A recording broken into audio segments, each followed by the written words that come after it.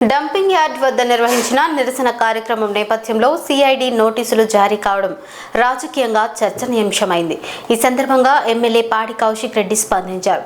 తన నియోజకవర్గంలో నిర్వహించిన నిరసనలో పాల్గొనేందుకు తాను మరియు తన సతీమణికి సిఐడి నోటీసులు ఇచ్చినట్లు తెలిపారు. అయితే నోటీసులు ఎందుకు జారీ చేశారనే విషయంపై ఇప్పటికీ స్పష్టత లేదని పేర్కొన్నారు.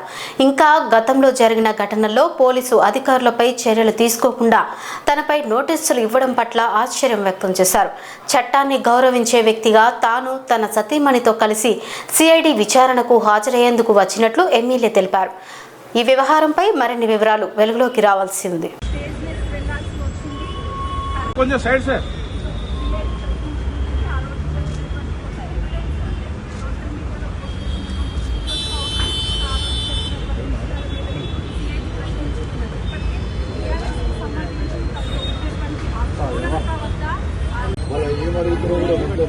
అసలు